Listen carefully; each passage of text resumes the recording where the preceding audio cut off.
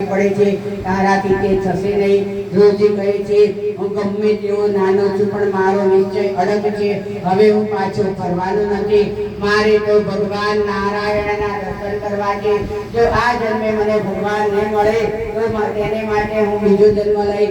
નારદજી તેમને મથુરાથી થોડે દૂર મધુવન છે ત્યાં જઈને તપ કરવાનું કહે છે। આથી ધ્રુવજી ખૂબ જ પ્રસન્ન થયા અને મધુવનમાં આવી પહોંચ્યા। મથુરા પાસે મધુવનમાં ધ્રુવે તપશ્ચર્યા કરી તે સ્થળે મંદિર છે। નારદજીએ ધ્રુવને ઓમ નમઃ ભગવતે વાસુદેવાય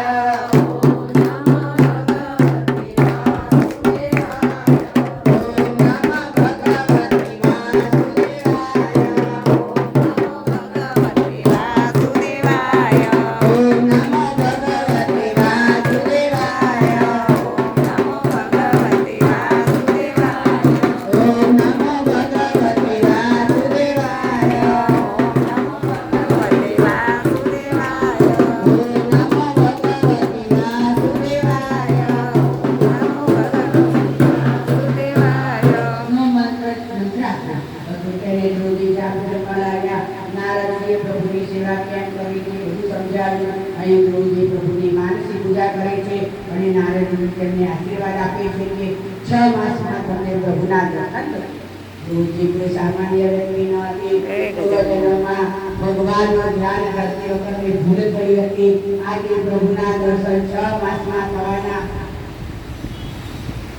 હતા તે ન થયા અને તેમનો જે વિલય 6 માસ વહેલો થયો હતો।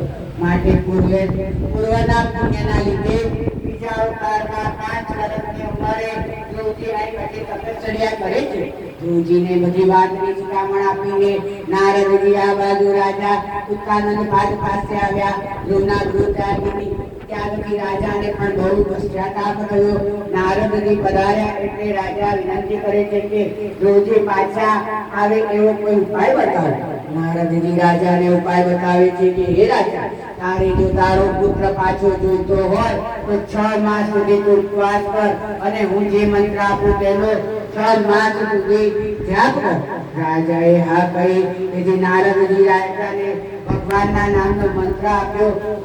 આ પ્રકારનો મંત્ર જેણે 12 કરોડ મંત્રનો જપ કર્યો હોય એ જ આપી શકે। નારદજીએ રાજાને મંત્ર આપી રાજાના મનનું સમાધાન કર્યું। રાજાએ એક નાના બાળકને ન્યાય કર્યો હતો। તેથી રાજા અને ધ્રુવજીના જવાથી ત્યાં પ્રજા બહુ દુઃખી થઈ અને નારદજીને તેનો ન્યાય કરવાનું કહ્યું। નારદજીએ તેમને પણ ભગવાનનું નામ લેવાનો અનુરોધ કર્યો।